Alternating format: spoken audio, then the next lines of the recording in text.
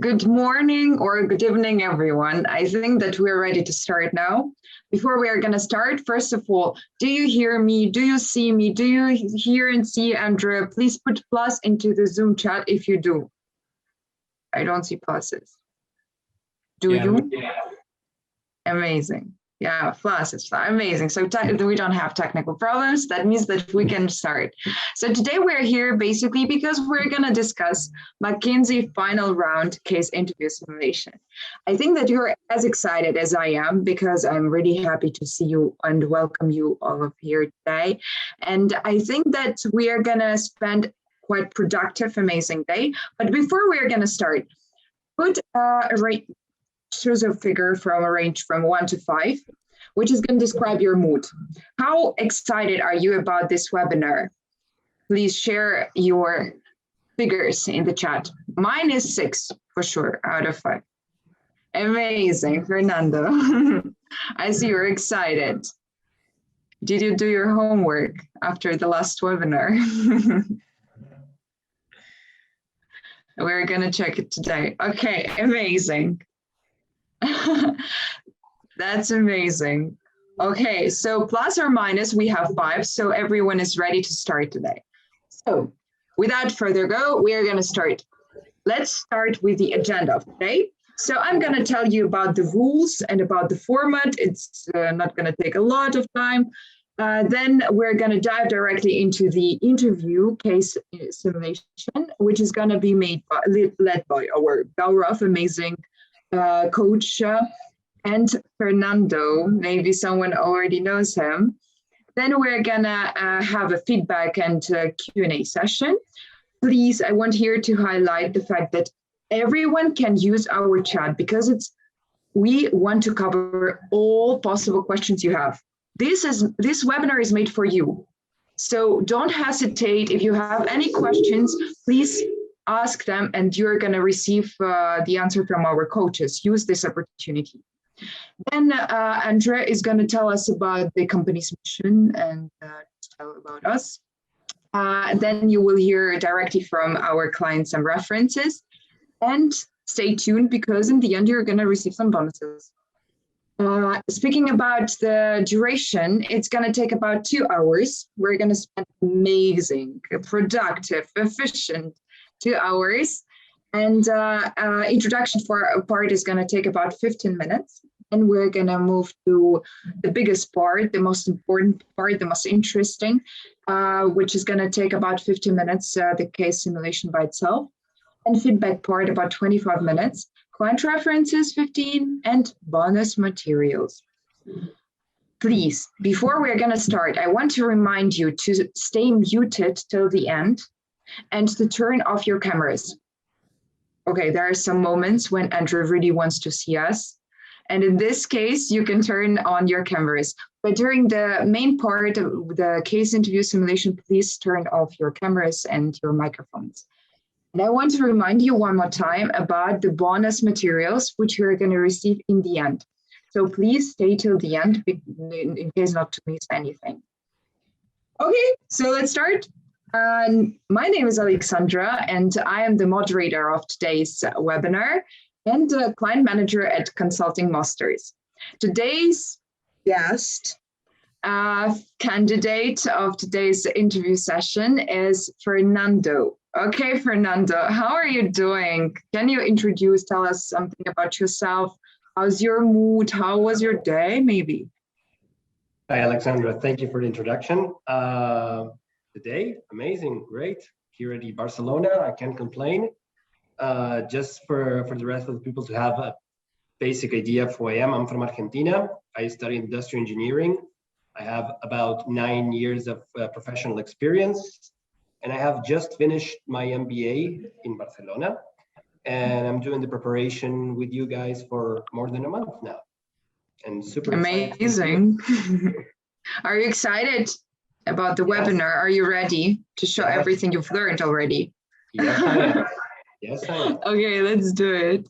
So that was Fernando. Now we're going to move to our coaches. And the first coach is outstanding experience, Andre Homulenko. And I'm going to give the word to him, who is going to tell more about himself, who will tell us something interesting maybe as well. Is it still me? Oh, Alexandra, thank you very much for your nice introduction. I don't even know what to say myself. Yeah, guys, basically, 10 years, I was in a very 10 years back, I was in a very similar situation, or maybe even longer than 10 years, 11. Already similar situation like you. I was studying and graduating from the university in my bachelor's degree, and I was actually looking for internships and applying for internships during during financial crisis. After 2008, 2009, 2010 was extremely tricky thing. So it could be very much comparable to what we are seeing currently on the market with the whole COVID situation, because the number of job opportunities was extremely limited. And especially if you are a foreigner student in a new country, which was my case. I'm originally Ukrainian, and at that period of time, I got a scholarship to study in Germany, and my German was way not perfect, way above from that. I had faced so many challenges, and I was very much excited about joining consulting industry for one specific reason, because I figure out that the companies like McKinsey, BCG, Roland Berger, Strategy, and or others could finance my MBA. And I was like, it completely blew up my mind. This was actually my key motivation, that if I joined consulting, I would be able to basically further develop my skills, to learn from the best. I would say that I would become part of elite of those people who can work on the most challenging projects and create impact in the life. So like this could be my contribution for the society. And it was extremely tough for me to get my very first internship with Roland Berger in Kyiv office. Was extremely competitive, because at that period of time, Roland Berger was probably the only company among all the biggest names like McKinsey, BCG, Roland Berger. Only Roland Berger had a presence in Kyiv office. And you can imagine that like all the students wanted to work there. And it was really tough to get inside. And I had literally no guidance, no clue. I had made so many mistakes, but somehow, maybe due to miracle, I did it nevertheless, or maybe due to my hard work and persistence. I was more than privileged, because already in my second project, I was able to work for Russian government to help the country as an intern. As a 21 years intern, as a youngster. I mean, I have been younger than most of you now sitting in the webinar. I was able to work for Russian government and help it to prepare for hosting Winter Sochi Olympic Games 2014. The event, which was later seen by more than 1 billion people all around the world. And I was extremely happy. This like completely blew up my mind. And this motivated me to go for consulting with all my heart. So this is basically briefly about my background. Afterwards, I also started coaching and helping other people. First of all, my friends, to get inside consulting, and then professionalize my services, so that together with my business partner, Gaurav Bhosle, we have already helped so far more than 600 clients who are currently working with our help in consulting. And I would also want to stress one thing. Getting into consulting is extremely challenging. Less than 1% of applicants actually make it to McKinsey. to receiving an offer. And we are extremely proud that we have helped more than 200 candidates to become part of McKinsey BCG Payne already as of today. And our key ambition is that more than we hit the 1,000 mark as soon as possible. So can I ask you guys sitting up here in the room to help us make this happening? Are you with us? Please write down into the chat. Would you like to get an offer from McKinsey or one of the leading consulting firms? Can you please help us? Would you like to be this reach 1%? 1,000 plus target as soon as possible? Sure. Amazing. So I think that these people are ready to do this. All right. Then it's a deal. That's amazing. It's actually a deal from my side, and I want to pass the word to McKinsey alumni, to Gaurav Bhosle. Hello, everyone. Good morning, good afternoon, good evening, and good night for, depending on wherever you are currently. It's so nice to have you all in this webinar. So, I think my journey with consulting started also around 15 years back when I was doing my MBA. And everybody was talking about consulting and McKinsey. And for some reason, I wanted to get into only one firm, that's McKinsey. At that time, there was no support available like what we have today. The industry has evolved a lot after that. So I worked very hard around, probably would have cracked around 150 cases. It was really crazy those days. But yes, I think made it to almost all the big firms and chose to join McKinsey in Germany. I couldn't speak a word of German or any other European language for that matter. So it was much more tougher for me. I had to really prove myself, not only in the recruitment process, but also while then performing on the projects, because I predominantly worked in Europe and Africa. So it was a great journey, guys, and learned a lot. Also found out through consulting what's my real mojo or what's my real goal in life. In fact, that's why consulting is also called almost another MBA, or kind of a university where you find exactly what you want. Yeah, so it's a very nice career to be in. And then we decided along with Andre that why don't we help people live the same dream that we have had together, right? So this is what we do. So many hundreds of people already helped, and they're eager to get to that 1,000 people mark. And one of the things that Andre touched upon, just wanted to spend probably 30 seconds on this, is our approach is not to just help you get through the recruitment process.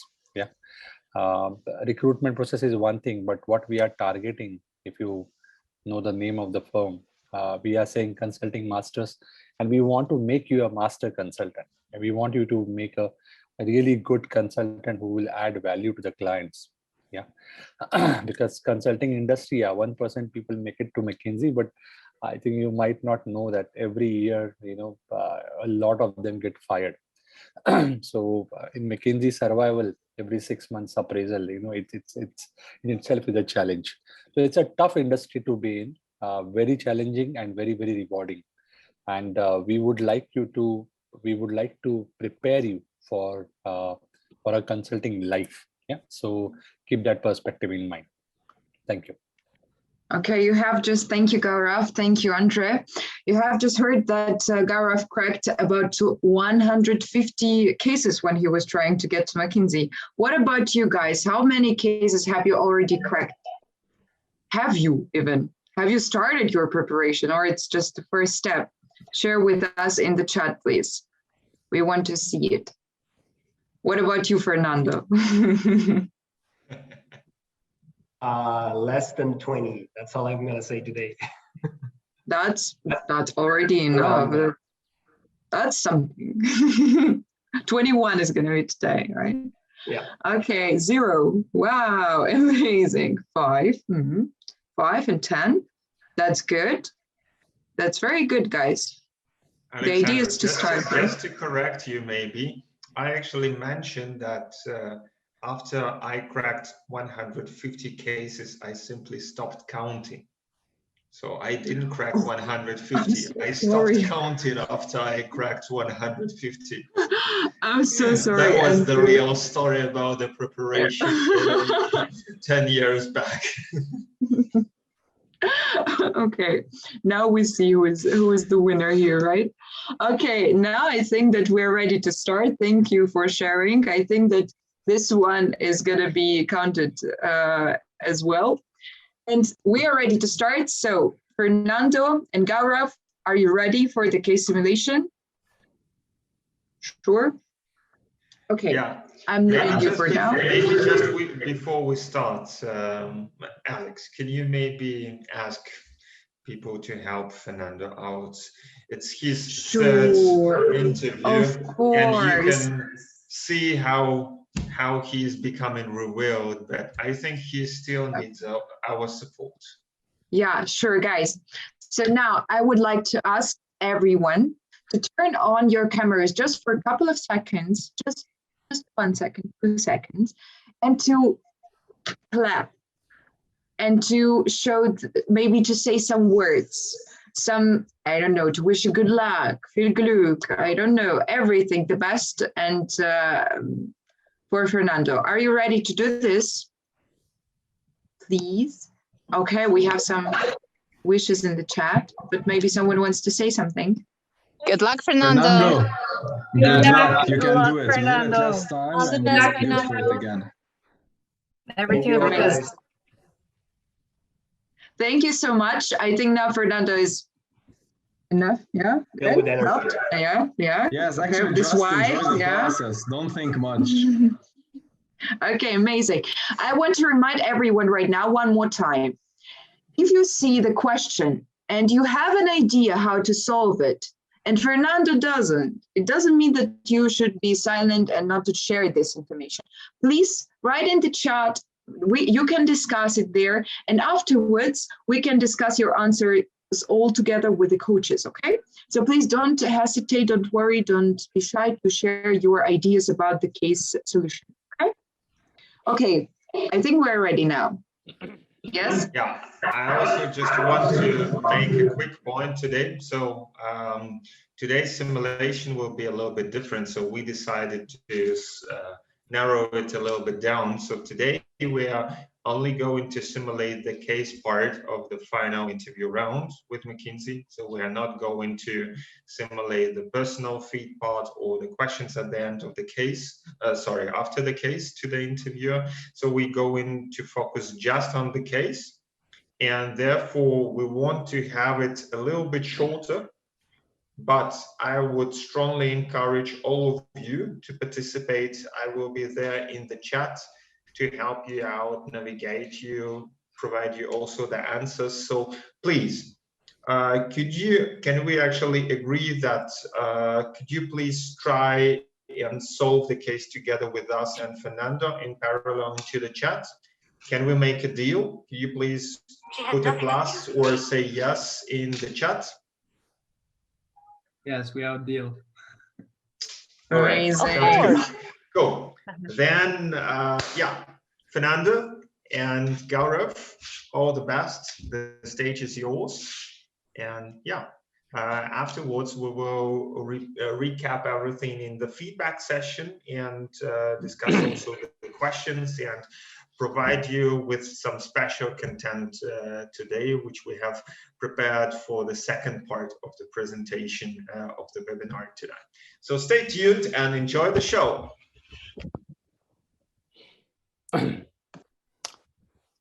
Hi, Fernando. How are you doing? Hi, Gaurav. Good, and you? How are you doing? Good, man. Good. I just took a COVID vaccine today. So Okay. a little bit effect of it. Okay. I hope it doesn't prevent you from from going through this. No, not at all. Don't worry about it. Just Okay, kidding, I cool. know. So I think let's get into a case, Fernando, directly. Yeah. So see, I think it's funny, monopoly, and that too in a sector which is very commodity sector. It's funny because the companies enjoy the monopoly, but they are always kind of having a threat that when the liberalization happen or when the competition starts entering, what will happen? Yeah. Same is the case with your client. Yeah? Your client is a gas distribution and retailing company in Germany. They are currently enjoying the monopoly. Yeah. But they expect to open, the market will open very soon. And as a result of that, of course, I mean, that's a fear, right? So Yeah. in order to be ready for the possible competition, they have hired you. Okay. And essentially, they are looking the answers of the following questions. First, should they expect an entry of a new player post market opening up? So whether the competition will in fact enter the market or not is the first question. If your analysis says that yes, there would be a competition, then what type of player they should expect to enter in the market? Okay. And how intense the competition landscape you would predict to be? So we need to help our customer company to determine the answer to these three questions. First, if they expect new competition in the market, which kind of competitor are the ones or the one to enter, and how fierce is going to be that competition, right? Absolutely right. Let me just, because I'm not very familiar with the gas distribution industry. This is only distribution. This is midstream, right? So we don't produce. No, we don't produce. We just take it from or purchase it from the source. Okay. For example, I don't know. I mean, in Germany, I don't think there are gas fields. So in Germany, they must be buying it from whatever Gazprom or whichever are the gas producers, natural gas producers. So our client will purchase it from them, yeah, and through the pipelines that are laid out throughout the country, they will distribute it and retail it out to B2C, and I mean to individuals and also to the companies. Oh, so it's both B2B and B2C. Yeah, of course. I mean, the buildings need it, individual houses need it. In most of the European countries, they also use gas for house heating, right? So that happens. Then, of course, in industries, it's used as a fuel as well. Okay. They're a monopoly, so their product, or which is gas, is used in all the applications that you can imagine of gas. Okay. And just for me to have a better understanding, perhaps, of the type of potential competitors. I mean, I know we're supposed to determine which type is to enter, but which are the types that are available or exist, because... So this question, probably we can keep it for the next discussion. Let's first focus on question number 1. Okay, perfect. And let me just think. Market is expected to open up soon. The way the company currently makes money is by selling directly to this B2B, B2C, or the customer, it's the government, or is the fee regulated by the government somehow? No. It's not regulated by the government as much. See, a lot of these utility companies, they have a lineage. They, in some of the countries, they were actually owned by government, and then the privatization happened, and then they became private. After the privatization, the next is even more liberalization, means allowing few more players. So that's a typical process in the utility, be it in the electricity, be it in gas. This is what happens. So our company is also a kind of a product of that. So there's no regulation per se, But understand these are the commodity products. Yeah, so the rates are known outside outside of the world as well, right? So because you have monopoly, it's not that you can sell the gas like at twice the price. Yeah, so there has to be some sensible limit to it because it's a commodity. Okay, of course. but there is no government intervention per se at this point of time. Yeah. So exactly, there is no intervention, no subsidies in the fees. They charge a price, which we can discuss later. This is a commodity, so it has some ranges and some sensibility, but okay, of course. So Gaurav, I think I have most of the relevant information that I need to tackle the first question. So can you give me just 2 minutes to see how to go about the first one? Okay. Okay. So Gaurav, to say if we can expect a new competitor to enter the German market, I think we need to divide this problem into 3 main levels. The first is how attractive the market can be for a third party. The second one, point. what? Sorry, Very good point. Okay, I'm hearing you a little bit low, but the second one is, even though it might be an attractive market, is what level of investment they need, or the hardware investment, the installation investment they need to do. And on the third level is the regulatory environment that Germany will present. So on the market attractiveness, if that's economic wise, I'm imagining the number of metric tons, or I don't know how is this measured, but I think it's metric tons of gas consumption in Germany, and what is the current relative price in Germany. Then the still on the market attractiveness, the let's say operation costs that we're going to have, and second, moving more to the investments needed, like the strategy, the capabilities you need to develop in Germany. It's okay, you need to invest in transportation, because you mentioned that in Germany there is no gas reserves, so they need to bring it from the outside. And then you need to also invest in local distribution. So you also need to make this infrastructure. That's what's the word, infrastructure.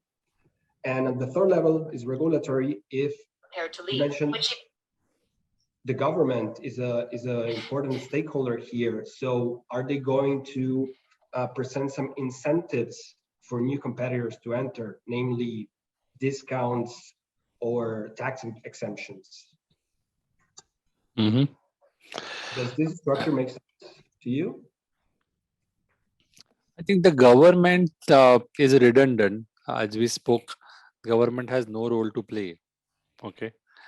And I like the market attractiveness part, but I want you to little bit deep dive on this. So how do you know that, or how will the company evaluate whether the market is attractive for them? On what basis?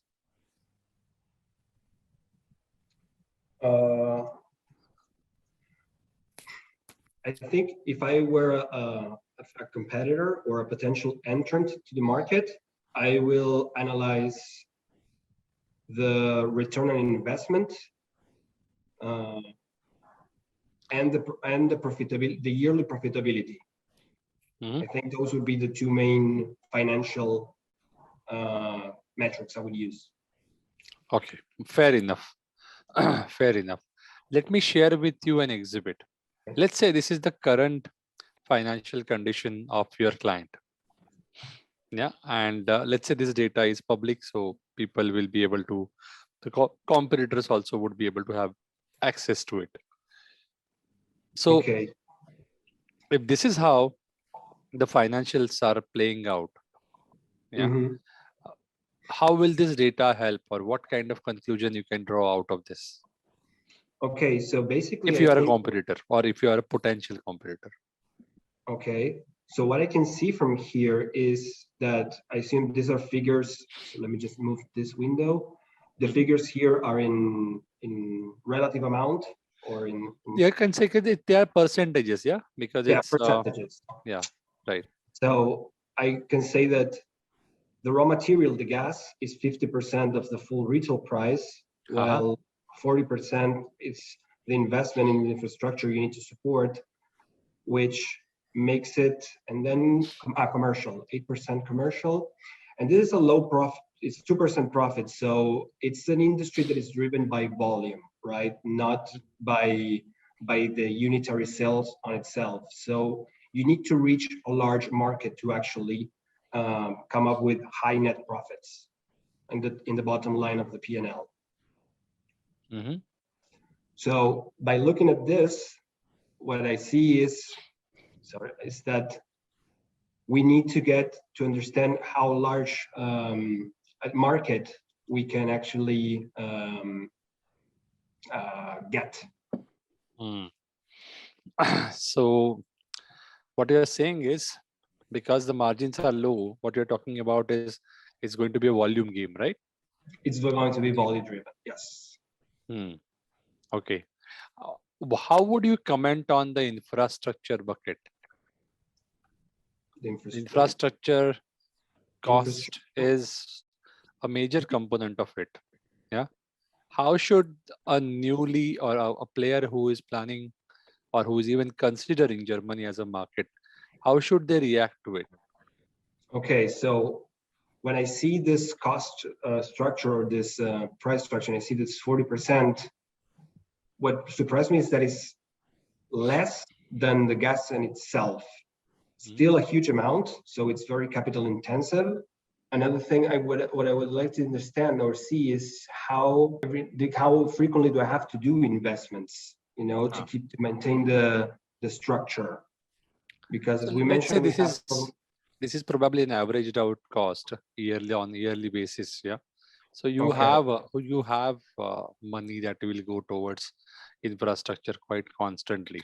Okay, I think this is a cost that it's, if I'm thinking of Germany and where I want to install myself, this is a cost that perhaps is difficult, and I'm a third party trying to enter. This is a cost that is difficult to tackle, right? That is going. What do you mean by tackle? What do you mean change? By to change, because this is infrastructure. This is, I'm imagining, steel consumption, infrastructure, pavement. So these are costs that probably. Okay. So let's say you are Total. Okay, you are Total, the French utility company. Yeah. Let's say you are Total and you are considering Germany market. Yes. And your analysts are presenting you this slide. Yeah. What would be your comments and what would be your approach to entering Germany market? Well, the first thing that I would start trying to understand better is the gas cost. Is that the real? Is that going to be the same as myself, or do I have an advantage to enter this market? Because it's 50% is the most important, is the more relevant. Then but it's a commodity, Fernando. Yeah. So yes, there will be volume advantage. Yeah, if Total is probably providing gas to 20 countries and really making a big purchase, probably that there would be some kind of money or some percentage they are able to save. But it's not going to be like chalk and cheese. Yeah, it's not going to happen that out of this they will have like not 50 but 25. That is very unlikely. Right. Okay. So they will have some leverage depending on the volume, depending on how big the player is. Yeah. Right. What else can they influence, or what can be the value proposition otherwise? So I cannot change let's say the product itself. I think its infrastructure, it's going to be mainly the same. Commercialization. It's not very relevant, but that's the other one that we can perhaps have a competitive advantage. If I can do this better, then I can increase my profit margin. But again, the profit. Go ahead, please. Sorry, and yes, but if I enter, the profit margin is determined also by the prices. So it's going to also depend a lot on the reaction of the local player, right? But as you mentioned, this is a commodity. Let's assume prices are fixed. So the only thing I can actually try to be better at is the commercialization. Yeah, prices are fixed in the sense prices are capped. Yeah, I mean you Exactly. cannot increase it, but you can decrease it, right? For a German consumer, what will make a German consumer switch over from an existing player? If there are no cost of switching from one supplier to the other, and as you mentioned, this is a commodity, the product is the same, so it's going to be price-driven rationale. Absolutely. And if this is the financial split that as we are seeing on the slide, for a new player to make a better value proposition to the customer, what exactly or what kind of strategy he should have? What can he do? I think the only alternative is to reduce prices to gain market share. Or you mean eat up the losses? No. Well, if you can try to do that for a while until you gain sufficient market share and become the main player, but you need to have the financial capacity to do that. And even so, that might result in may not work. So you risk a lot of capital in that. So if it is not only price reduction, what else can we offer? Perhaps what we can offer is differentiated fee schemes. What do I mean? Perhaps in Germany, currently there is a fixed fee scheme for the population, right? And not consume base. Perhaps we can make a value proposition suggesting a change in that. You pay only what you consume. Okay, but that is not sustainable, no? You launch it and then your competition will launch it in next month, right? No big deal. Yeah, that's something that you can easily copy. So the other alternative is, you mentioned this is B2B and B2C, right? So perhaps what about focusing into one of those particular segments and offer long-term agreements, especially with B2B that could work. It might imply price reductions, as you suggested, but these are large consumers. So if you make a reasonable price for a reasonable period of time, then perhaps you can actually you can have net profits. Does it make sense? Yeah, I think logically it makes sense. Yeah, practically how it will be implemented is a challenge. Okay, let me ask you another question. In fact, the last question in this case.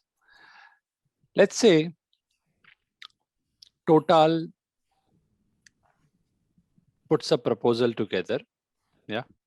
Total what? They want to put a proposal together. Yeah. They are thinking of entering the Germany market. The way they want to do it is they feel that Germany is a monopoly with this client and it's quite a mature market. So the pipelines, the distribution is quite well laid out already. So why to invest in infrastructure? Rather than that, that is the leg of the business wherein they can probably give some, they can pay the rent for using the infrastructure. Okay. Yeah. So they are contemplating multiple options. One is, kind of using your client as one of the player in the value chain. And the second option that they are considering is literally acquiring your client. Okay. My question is, in case a big company like Total asks for an acquisition bid to the client, yeah, should the client agree to acquisition or they should resist? Okay. So in case Total comes with an acquisition proposal, should our customer agree to it? Yes or no? That's the question, right? Yeah. Or you can tell me under what conditions they would or they will agree for the acquisition. Okay, give me just a minute Sure. to see how to see this. So, Gaurav, I think there are two main levels or two main drivers for decision that I think the customer should be thinking of. The first one is a strategy. I mean, you currently handle the gas distribution of Germany, but is it your intention or your strategy to become more than just the gas? I mean, do you plan to expand on utilities and selling your share of gas may go against that strategy or not? So it's also kind of the strategy or / purpose of the company. The other one, it's more of a financial driver. Imagine that I'm able to, I only have the gas participation in Germany and I don't want to be involved in utilities anymore. So does it make financial sense? Am I going to get more money with the sell of the company than what I can generate in the next X years? I think you mentioned in this case, government is not an issue. It's not a blocker for this. So I excluded. Okay. Let me think if there is, because I can see the analysis well from the purchaser side, not so much from the being purchased. Because will there be any long-term commitments after the sale? That could be also one of the conditions. Am I still attached to the company even though I sell it? So that's why I'm saying purpose or / strategy, financial reasons, and long-term implications for me as a seller in this deal. Okay, good.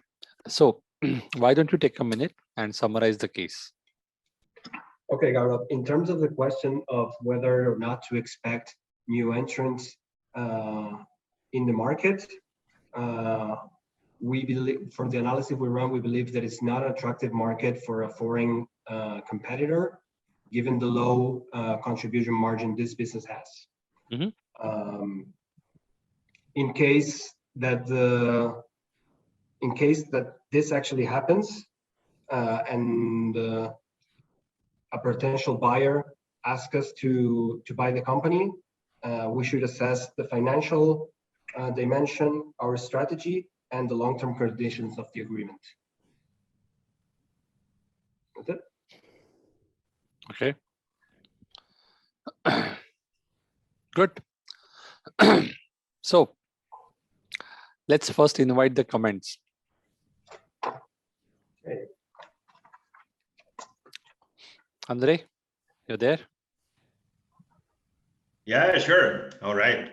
Sounds good. Cool. So, ladies and gentlemen, can I basically also ask you to turn on your cameras and become more active in the chat, or simply raise your hands if you have any questions or any comments with regard to that case.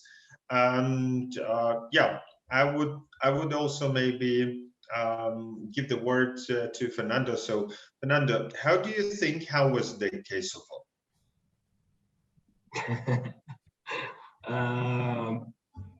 What has been good? Let's start it piece by piece.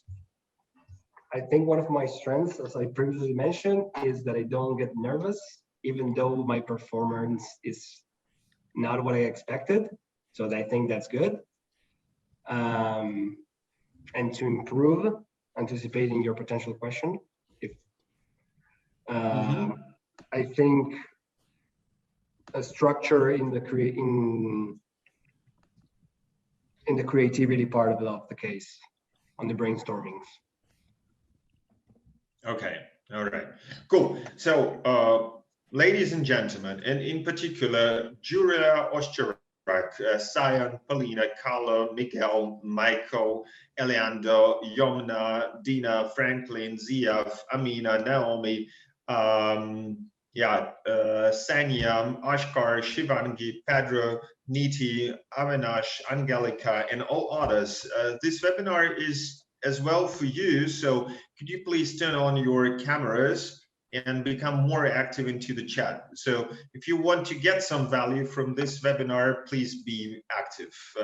We don't need just observers here in the webinar. So therefore, what kind of questions or what kind of suggestions do you have? Maybe do you have any feedback which you also would like to share with Fernando to help him to improve? Or what do you think about the case? Anyone would like to raise their hand and ask something or contribute?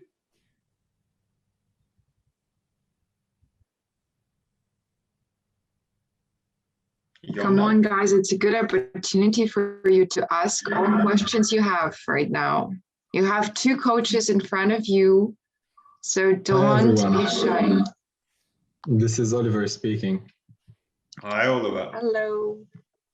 Yes, so what I was thinking about at the beginning of the case is that it was very new, and it was at first might be hard to understand. However, Fernando, what you did was also correct, is that you asked a lot of questions, and that is completely fine, I would say. And I have a question for you, Gaurav and Andre. How far can we get with our questions when a new topic is presented to us? Such as that, for example. I think there's no right or wrong answer in terms of how many questions, but just one benchmark or one line that you should keep in mind is you should be asking questions that will help you draw the structure. Yeah. Anything beyond that, you can keep it for the analysis. Yeah, because this is not the only time you will get to ask question. Always remember that clarification phase is the time you are supposed to ask question so that you can put a proposal together, put a structure together, but the repo hasn't been built yet. So asking too intimate questions, too detailed question can be termed as client unfriendly communication. Yeah, so don't go too much into it. Just see how much you need for your clarity for the structuring part.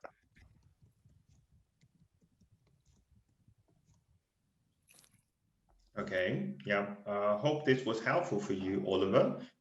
Julia, yes. Do you have any question? Would you like to turn hi, on everyone. your camera?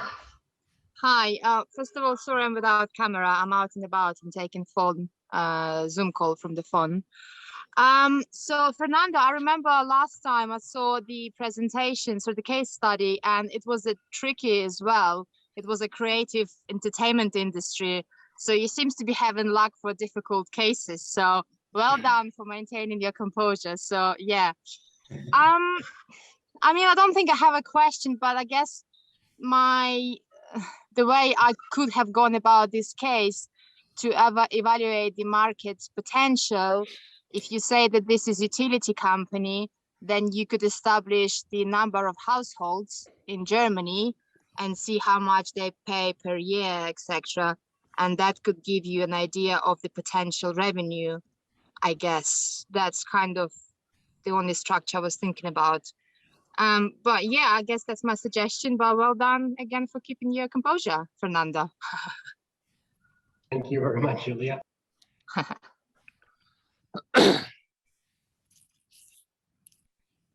The development is obviously already there. So when you see Fernando, you even have your own followers. Like I said, he seems to be having luck to get in the most difficult questions. So yeah, well done. But Gaurav, so is it the correct approach? Is it the sort of correct direction I would have taken? if I were trying to establish the market potential, the number of households and so on? That would be too bottom up actually. That is, so much bottom up is not required. See, why this case is tricky is because it's a competitive response case where the competition is not there on the horizon. Yeah. So it's funny, but if you really think about it, and if you flip the case, this is nothing but market attractiveness case. That's it. Okay. Yeah. It might sound really scary, but actually, if you think about it, it's and if you see it from the player who might enter, yeah, from that perspective, it's just about whether anyone in this situation will find the Germany market attractive, and that's it. Yeah. So we are talking about, and who will find out this particular market attractive? First of all, whether there is a gap in the market, so there is a demand and that demand hasn't been captured, first branch or first point. Second, there is a growth in the market that can be captured, second point. And third is profitability. The market is quite profitable. If you get anything positive in these three analysis, yeah, it might be a good market to enter. So literally these three branches can be your branches of your analysis. So these were the three buckets. And when you say profitability, would it be, so what, because the margin was only 2%, would you try to reduce the cost of infrastructure or the raw material if you buy in bulks? Is that where it's not about 2% or 3%. It's basically about, you need to check, what's the industry profitability. Utility companies have, traditionally have very low margin. So 2%, you might think 2% is low. Yeah. But check the other, I mean, the company who is entering, what is their current profitability? Yeah. The point is that the 2% profitability should give the candidate, and I think Fernando picked that up very quickly. In fact, Fernando ticked on a lot of boxes today, no doubt about it. And he picked up pretty quickly that it has to be a volume game. You have to get a pretty big share of the market, otherwise it doesn't make sense. Okay, so that is the hint in the chart. Then second point is half the cost is basically resource cost or the cost of goods sold, and that is a commodity whose price actually is visible to everybody in the world. Yeah, can something be done there? Not really. Yeah, probably a very big player like Total can get like 1 or 2% here and there, right? But the major part is infrastructure over here. What do you do on the infrastructure? What's the strategy over there? For a well-penetrated market like Germany, does it even make sense to have parallel pipelines? Yeah, it doesn't. It's, you have to get into a collaborative way with the existing player. Got it? Yeah, makes sense. So you can lease infrastructure. See, this is don't forget, guys, this is a second round case or last round case. So it has all the features of these, if you see. Yeah. If you see, I did not let Fernando settle at all. Yeah. I moved him from one topic to another purposely. I kept on asking him from both the perspective, from his client's perspective, from a potential competition entry perspective, and again ultimately from his client's perspective, whether they should expect acquisition bid or not. Again, first discussion was on market entry, second was on the numbers or the financials, and third was on acquisition. Yeah, so I purposely tried to kind of expand the canvas to see whether he is able to move from one bucket to another, he's able to think creatively, think logically. For everything that I am throwing at him, is he able to put a structure together? Is he getting rattled? Because not necessarily when I asked him second question, the first question's answer was fully formed. I knew it. Yeah. And despite of knowing that the first question is still fragile, first question in the sense, first analysis, I purposely forced Fernando to go to the second question just to see his comfort with ambiguity. Yeah. And these are the things that partners will test you for. Yeah. If you are expecting a line by line branch wise case, then probably that might not happen in the last round of McKinsey, especially in McKinsey Germany, from where this case is. So it's purposely ambiguous. It's purposely kept like this. There's a lot of logical thinking that is required in this case. You cannot be theoretical. Even if you do 200 cases, yeah, but if you remain theoretical and bookish, you will not be able to crack it. You have to have your creative and logical brain present in this case. Otherwise, you are out. Thinking of your feet, I guess. Yeah. On your feet, on your hand, on your brain, everything. Put everything together. Okay, thank you. Yeah, so Julia, with this simulation, we actually wanted to show to you and to all other participants how really it could be so challenging in the final round. I mean, we don't want to give you the bullshitting. We don't want to give you, I don't know, some just marketing event today. We want to show you how difficult it could be in your actual interview. So therefore, we are playing with all open hands and all open cards with you. We are even, Julia, as you have seen, I think maybe it was the last or before last interview that we actually simulated that we even taken one of the cases again from McKinsey or BCG final interview round or first interview round from the German case. The last one I was given to you about Moldovan. What was it? Moldovan, Fernando, can you recall what was the case last week? Something about Moldova. Coffin manufacturer. Coffins. Yes, coffins. Very nice topic. Now you're an expert in Eastern European coffins, I'm pretty sure. And yeah, so all of these are the real cases. And we only give the real cases from the real interviews in those webinars. And therefore, I really want to stress it out, like out of 1,000 of applicants statistically seen for McKinsey, only 8 will get a job offer, which is basically less than 1%. So it is like 0.8% of the people statistically seen will be actually getting the job offer. So I can give you the old statistics, which said that I think out of, it is from, I don't know, 2010 or 2012, but you can understand the number of figures. So at that particular year, I think more than 16,000 people have applied to McKinsey. I don't have exact numbers on top of my head. And only 150 like got the job offers. So like less than 1%. This is how selective it could be. And if you have an ambition to become part of McKinsey or BCG or Bain or Roland Berger or any other leading consulting firms, we are exactly here to help you out with that. And that's why we don't want to play any games with you. We make it transparent as it is to you. And for you, it's your decision afterwards whether you want to take this forward or not.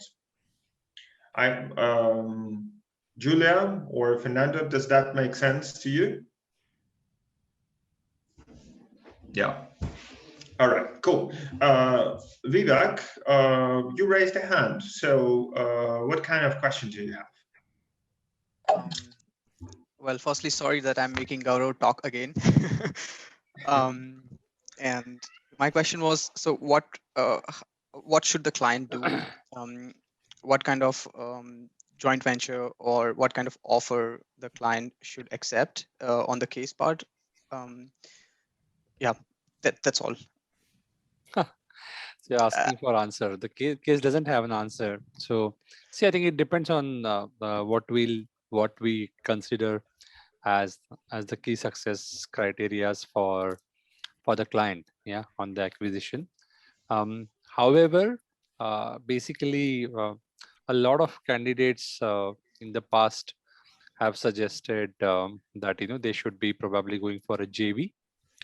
And I think some of you, I think Oliver spoke about CO2 and the newer aspects that are entering the utility markets, and the private companies like Total are pretty ahead of it as compared to other companies which have a legacy in the public sector.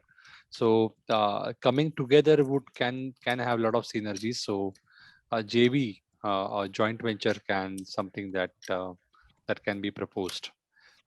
So that is one of the way of doing it.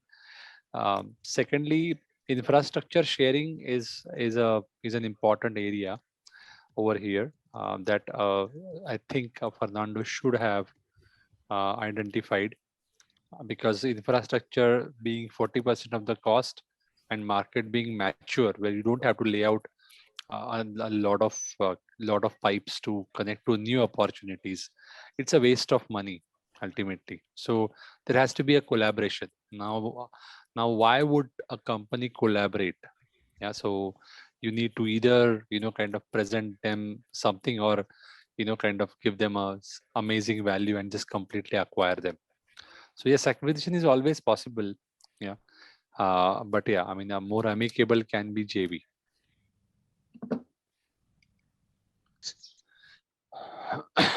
Okay. Thank you, Vivek, for your question. Fernando, you also have a question. And by the way, guys, do you have any questions, or would you like actually to get an offer from one of the leading consulting firms? Then use the opportunity to raise your questions and raise your hands. So, Fernando. Okay. Yeah, Gaurav, I completely agree that you missed the concept of the infrastructure, but here you're presenting it more from the entrant perspective. If I'm the company, and this is something that I would think is, hey, this is 40% of the cost, so this is kind of my defense, my competitive advantage. Should I present? I completely agree. So okay, if the company wants to resist the offer, they can resist. I mean, at the expense of probably not getting the advantages from a more advanced player. But yes, if they want to resist this, they can always resist. In fact, that infrastructure is a shield that they have. Exactly. Yeah? I should have said that is an entry barrier in the first part. Right. So that is a possibility. That is a correct possibility. Thank you.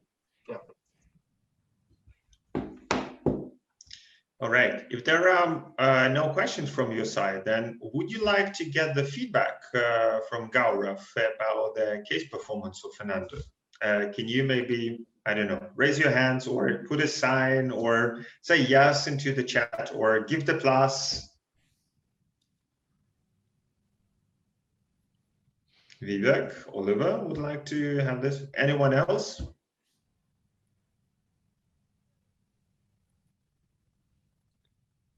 Miguel, Shivangi, yeah.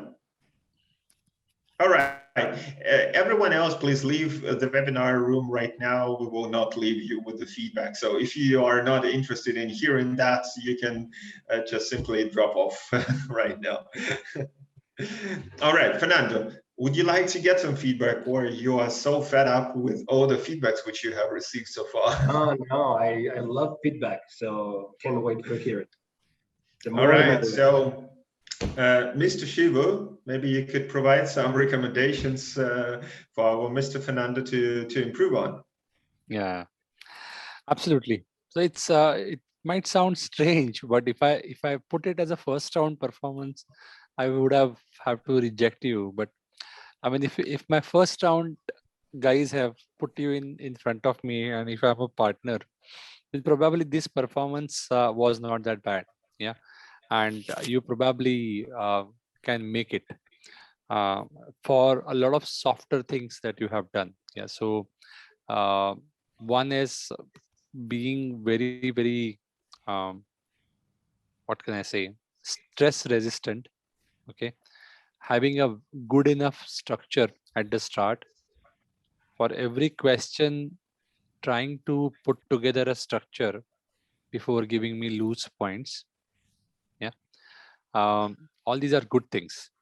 Yeah, what you could have done better, of course, in the structure there was one mistake. We spoke about government not having any play, but still you had government as a branch. It's redundant. Secondly, I think in individual analysis as well, a couple of points you missed here and there.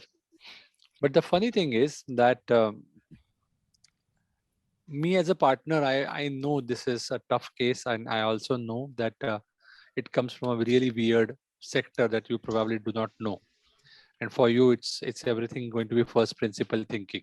Okay, and you not giving up under stress, yeah, is something that I will really appreciate.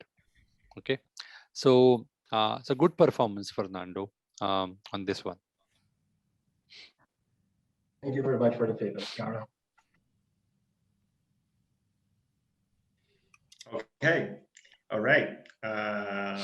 So let's then basically move on to the next part. And one of the things which, so I think we have presented also some additional information for you. So today I also would like to tell you a little bit more about our programs and how we help people like Fernando and also other members of our VIP family to get into the leading consulting firms. So you have already understood that only less than 1% makes it to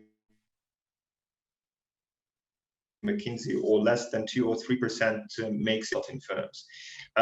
But do you really have an ambition? So you need to become clear about this. Like, do you have an ambition to become a part of this 1%, to really get an opportunity to get into a very exciting environment where you would be able to make a great career leap and really become a part of, I would even say, elite, and learn from the business knowledge and the challenges of the biggest clients, have a great exposure across industries, functions, different geographies, also travel a lot, and have a great career development track.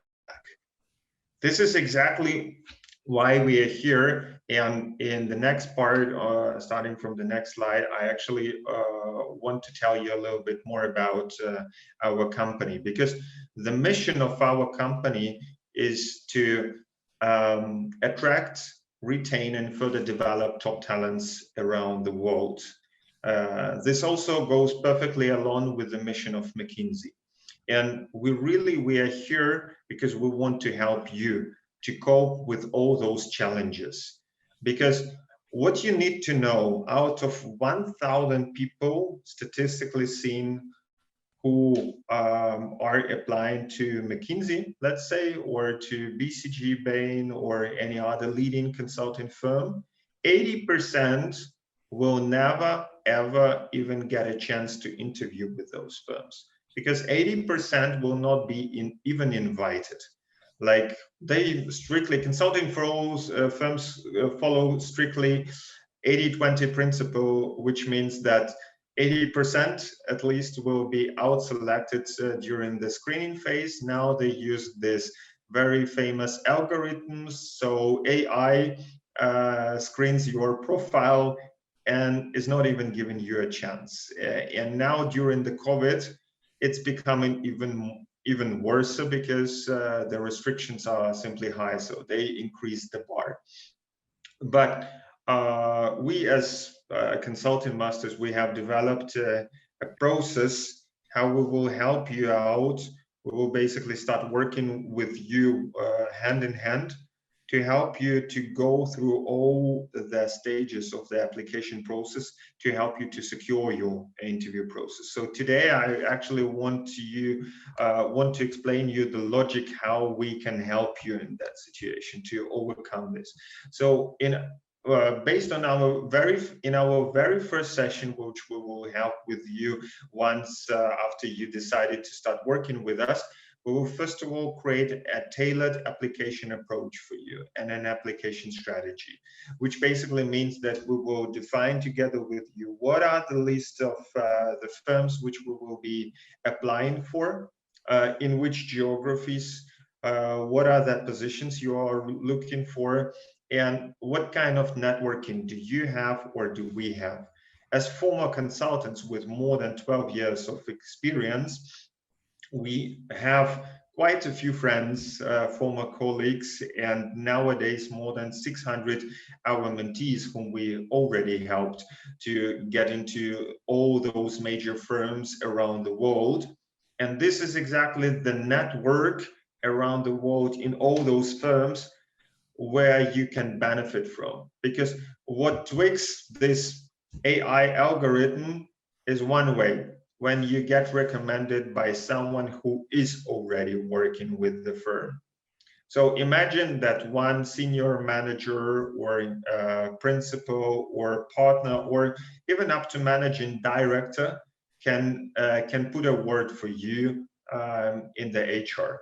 And we can either help you to get access to those people through networking and through expanding of your personal network, Oliver, Chiara, Miguel, or anyone else presented in this webinar, or we can help you with our network because I personally know quite a few partners, principals. Gaurav is ex-McKinsey alumni and also already helped to get placed the people all around the world. So through networking and referrals, we basically help you to secure your interview invites. And then you now see how we gradually scale up Fernando's skills for the upcoming interviews, which he's going to have with McKinsey Panama and other firms coming soon. And you see his progress from week to week. He is still not yet perfect, but you can, those who stayed with us for a couple of webinars like Julia, have already seen the composure and the development of the interviewing skills which Fernando had undertaken over the last 3 weeks since he joined our program. And this is exactly what we shall do with you, because in our group and individual case interview simulations, we are going to specifically prepare you for every interview part, and boost your confidence, because we want to make sure 2 things. First of all, you become extremely familiar with the entire process so that nothing comes up for you as a surprise. And secondly, you become also extremely confident in yourself, so that you go basically in the interview and you pass the first interview round, then you pass the second or the final interview round, because Gaurav, and the entire team, which is also present here, we are here because I want to make you and I want to make your family extremely proud of your accomplishment. I want you to send me a WhatsApp message one day, I'm really working for this day and night, where you say, hey, Andre, I just got an offer from McKinsey, it's amazing.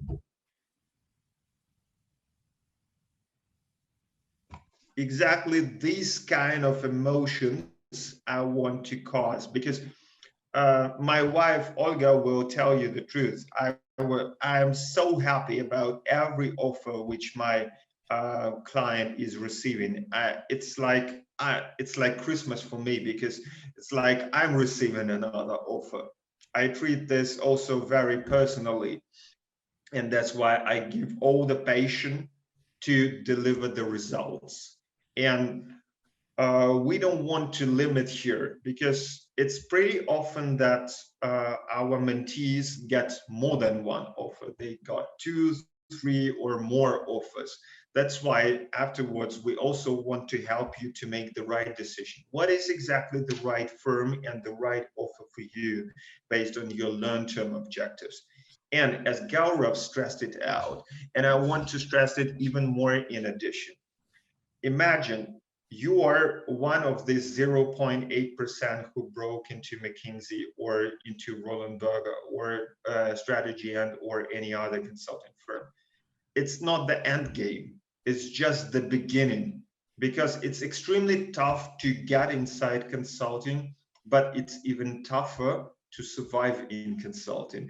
Because out of my first year in intake, like imagine 2016, I joined Roland Berger as a full-time as a consultant. And already in the first 6 months or in the first 12 months, I would say that more than 30% of my peers, like 3 out of 10, have disappeared. They have been requested to leave the company because they didn't pass the notice period or their performance didn't actually match.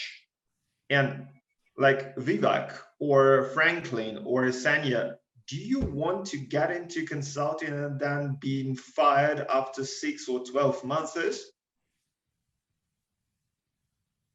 Not really, right? And that's why I also, I hate it. I don't want to do that. And I have seen people screaming and shouting and crying when that has happened. Like, these have been my colleagues and also my friends. That's why my personal commitment is that we want with our company that you will also become a master of consultant. That's why we want to make sure that you get ready for the first 100 days and become successful in the long run. That you learn from all the silly mistakes which Gaurav and myself did in the 12 years which we spent in the industry, and that you don't need to do the same kind of mistakes which we did on our own. We want you to benefit from all of this knowledge, and we want you to become exceptional consultants, and we want you to learn not only from our failures, which is probably the highest learning, because the learning from the mistake is way higher than from learning from the best practice. But we will, of course, equip you also with the best practices, which will help you to accelerate your career.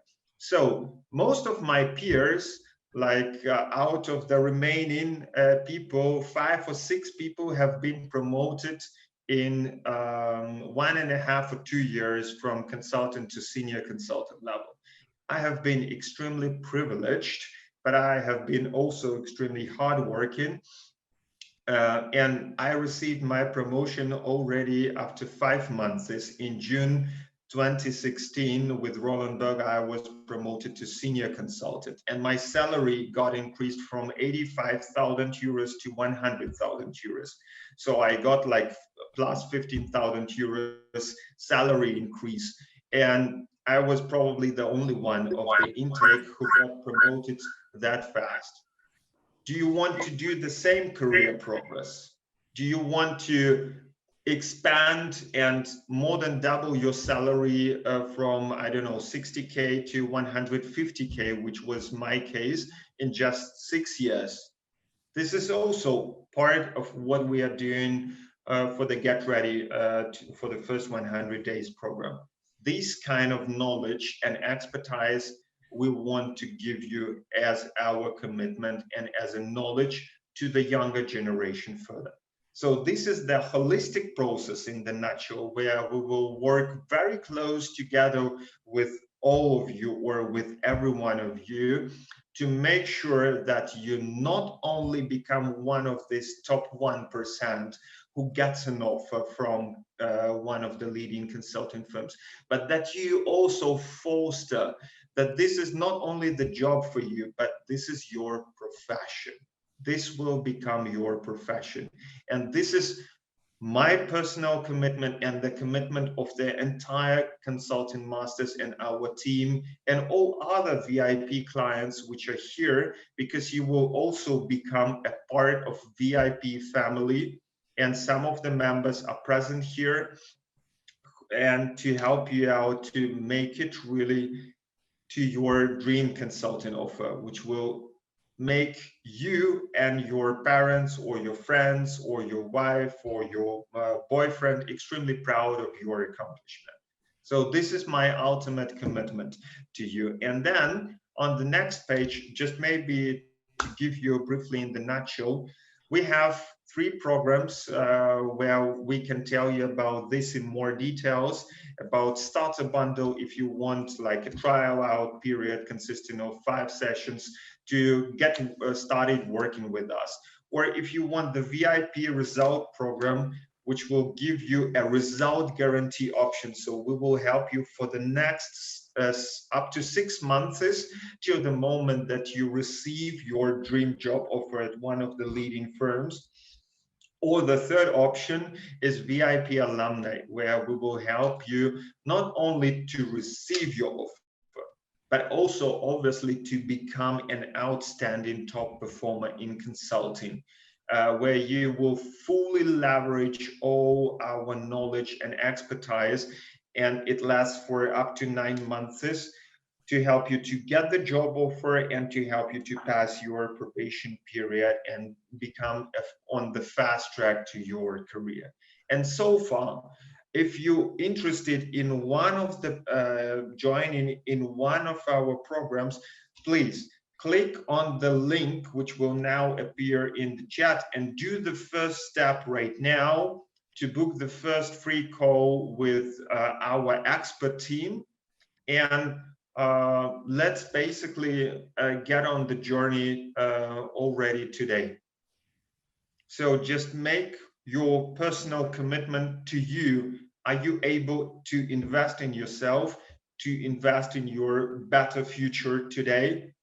Then please click on the link which will now appear in the Zoom chat and book the first call with one of our experts, and we are really happy to help you there. And on the next page, I actually want to give you the proof of what I have just said, because together with Gaurav, we combine more than 12 years of consulting experience in Europe, in different parts of Europe, in Africa, in Middle East, and in Southeastern Asia. And we have really global network. Our mentees received more than 600 offers up to that date in all the geographies, from North America up to Australia. Really global coverage, and we have helped already more than 200 our clients are currently working with the companies like BCG, McKinsey, and Bain, and more than 400 other clients work with all other leading firms like Roland Berger, Strategy, and Kearney, Big Four, or boutique consulting firms. So whatever you are looking for in terms of consulting, we're there to help you. And what makes me extremely proud of are the recent achievements of our mentees. So this spring, 7 of our clients have already started working with 4 major firms like McKinsey, Bain, Oliver Wyman, and Roland Berger, in different offices across Europe, Middle East, and Asia. And they already today earn something above 50,000 up to 150,000 euros on the annual basis. And we have helped to place people from an internship up to the principal position. So we basically cover all the hierarchies, all the firms, and different functions across the world. And last week, or very recently, actually more than 7 our mentees, I think that the figures are no longer correct, because after this slide has been done, 2 more clients have received the job offers. So in total, I think that over the last 6 weeks, more than 7 of our mentees received more than 11 job offers with McKinsey, with Roland Berger, with Bain, with Deloitte, with EY Parthenon, ADL, or any other consulting firms. And even one of them, if you go and see the posts which our team placed today, one of them, Omar Harb, some of you have even seen his brilliant performance on the 30th of March when he was in the same position, simulating like Fernando, the final interview round with McKinsey. He just on Sunday started in his senior business analyst position this Sunday, and the whole VIP consulting team has congratulated him on that, and we were really celebrating this about. But I think that I want to see even more this year. So I have this clear ambition of having helped more than 1,000 people to get their job offers as soon as possible and to crack even higher top marks. So Vivek, Miguel, Fernando, Alex, Akasha, Shivangi, would you like to help me out and Gaurav and our entire team to make this challenge happening? Could you please write down this into the chat? Are you with us?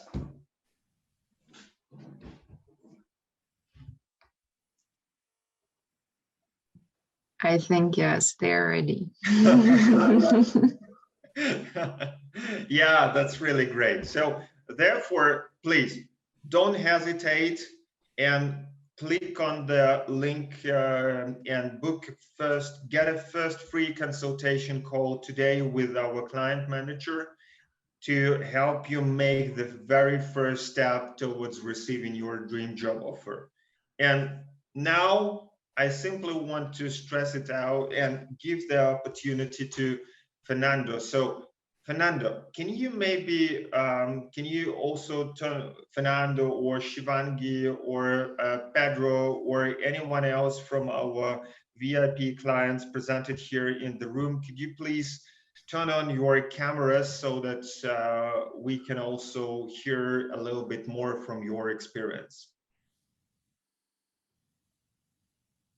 Fernando, how has it going so far for you?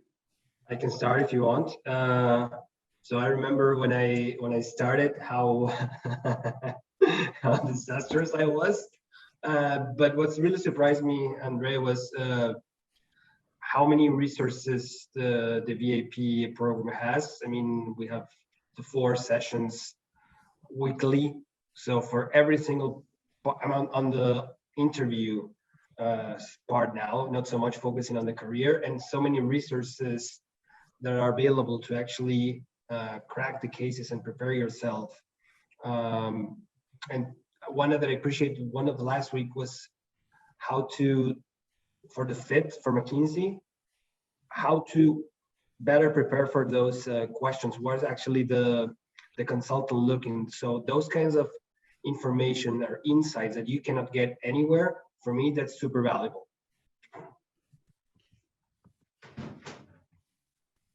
Yeah, thank you very much, Fernando. And how do you observe, how does your performance is changing over the time? And how do you find, what is the key benefits for you of the VIP chat group or of this unique learning environment, which you are now part of? The advantage of being on the VIP, Andre, is that, again, it's the resource it's in itself, right? So we have there the reports from our peers in which they state what they have done, how many cases they have done, and most important, what have they learned. So going back to the point you mentioned about learning from others, that's super valuable. That's something that I have like in my own notes, the really relevant points that I try to incorporate. And whenever you want to do a mock, or whenever I want to do a mock, I just put it there, or direct message to people that is in the chat. So it's very good for you to plan and get the cases done and practice. Mm-hmm. Yeah, cool. Thank you very much, Fernando, for sharing this. Shivangi, you have been with us for quite some time so far. So how did it go with you? Why are you still here? Yeah, so Andre, just building on Fernando's points, I think the best part is that when we solve cases together, like in groups of 3, we get many feedbacks, and even the small points are highlighted that we overlook so easily.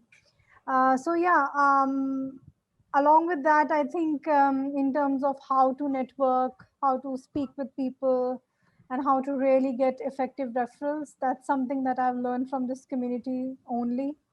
And it's been a steep learning curve. And yeah, I'm just waiting for my own offer as well. Mm-hmm. Okay. Yeah. Could you maybe also tell us a little bit about what has been so specific about that program, and to whom would you like to recommend it? Whether, yeah. I think specifically it's like a one-stop solution.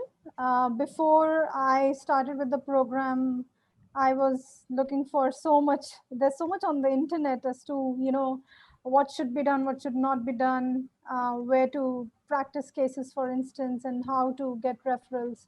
So I think I have got like a step-by-step solution. Like I know how my CV looked when Andre had a look at it for the first time. And now when I show my CV to different people, they hardly mention anything, any improvements that need to be made.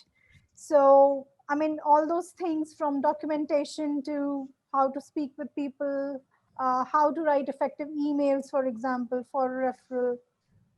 I think super reliable information was given to me specifically based on my case, and I'm super comfortable as to around the cases also now. And yeah, I'm just looking forward to the next sessions that I've lined up with the fellow mentees, and getting my own offers. Yeah, thank you very much, Shivangi. We are also looking towards it as well. And yeah, for everyone else, if you think that you are good enough to become a part of this top 1% of the cohort and join one of the major consulting firms worldwide, I want to give you my handshake and my commitment that we can do this together with you. And if you think you are good enough and you want to really work hard towards your professional dream come true, then do the first step right now and click on the link shared in the chat and book the first call with our expert team. And we will see you there. And for the rest, we will now also proceed with the bonuses, because we don't want to leave you unsatisfied with this webinar. We want to make you happy. And therefore, I also would like to give the word to our sunshine, to our shiny moderator in shiny Moscow. Thank you so much. Thank you. First of all, thank you everyone for your participation. I think that it was quite productive. I hope that you found answers to your questions. Now you feel a bit more confident. Now you know what to start with. And about the best part, about bonuses. So first of all, I would like to spend 1 minute and to ask you to fill in the webinar satisfaction survey, because we want to become better. Maybe you have some ideas how we can improve, how we can help you more, because that's the priority number 1. We want to help you. We want you to be ready to be this 1%, which is going to get into these consulting firms, top consulting firms. So please share with us your ideas and fill the satisfaction survey. Then, speaking about bonuses, you're going to receive a brief presentation on the webinar, and also the video. The whole recording will be sent on your email. And one more time, as André has already mentioned, please don't hesitate. And if you're ready to make the first step, it's time to make it and book the first free consultation with our client manager, who's going to help you to think about further steps and then to get your offer. And the last but not least, well, I'm going to mention that we're going to have 3 more webinars this month. So please register if you are not registered yet. And we're going to spend them as productive as today. And I hope that they will be as interesting as it was today.